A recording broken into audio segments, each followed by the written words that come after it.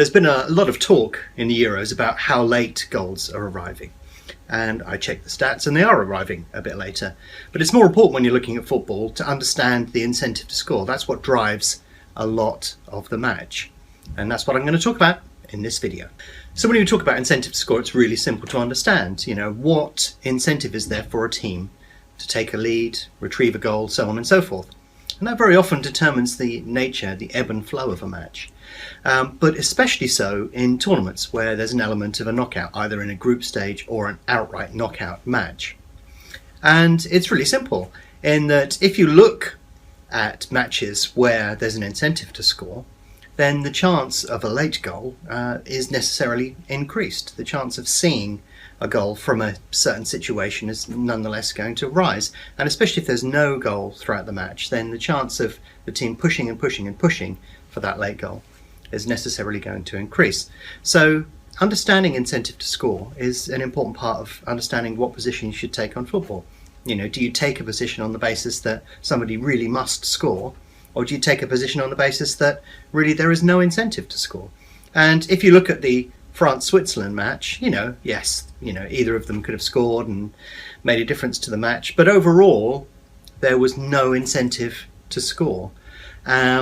Well, there always is an incentive to score, but can you see where I'm coming from? There was a lower incentive to score. Basically, if both teams drew, then at the end of the day it really wouldn't make an awful lot of difference to their net position within the group.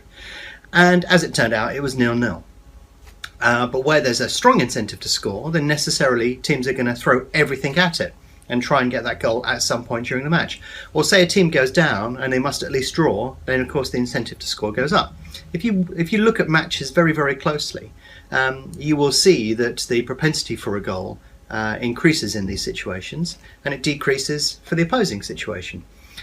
So when you go into a match, not only is the team set up differently or some players are rested, but also people are beginning to think about the match after this one.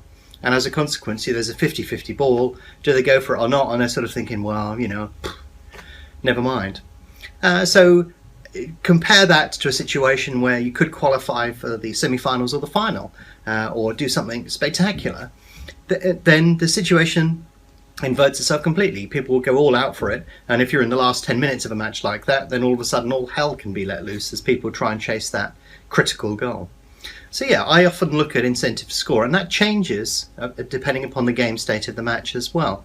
So if there's an early goal, if there's a goal just before half time, and so on and so forth, there are many ways that this interacts within there. But incentive to score is something that I'm always looking for, and I have an assessment of before a match even starts. I'm thinking through what happens if the following scenario occurs, what happens if this occurs, and what happens if we reach this point in the match and the following has happened. Where does that leave the incentive to score? And necessarily you would take a position based upon whether you think that's going to happen or not. But also if you look at, in Euro 2012 there's a great example as well, as there was a match with no incentive to score and the draw was incredibly short priced, and there was a lot of speculation about whether the two teams would just faff around until such time as the match ended and they both got the draw that they required. And because of that, they had to come out and make statements that they were going to field strong teams and so on. And the price of the draw drifted and drifted and drifted. Also, look at the Italian league towards the end of the season. It's a little bit better over recent years since there have been all of the corruption scandals. But prior to that, there's a blog post that I put up saying I predict a draw, because you could pretty much tell that if there were two Italian teams where a draw would be a favourable result, the draw could go off at ridiculous odds. And then the match would end up a draw anyhow, with some rather bizarre situations occurring within the match itself. So whether the incentive to score is, prior to the match, or there's some situation that requires it to happen or not, it's always worth paying attention to, because that's what will drive substitutions, drive the incentive of players to do certain things, and so on and so forth. So before a match has even started, that's one of the things I'm looking at, and looking at all of the scenarios that could lead up to situations where there is or isn't an incentive to score.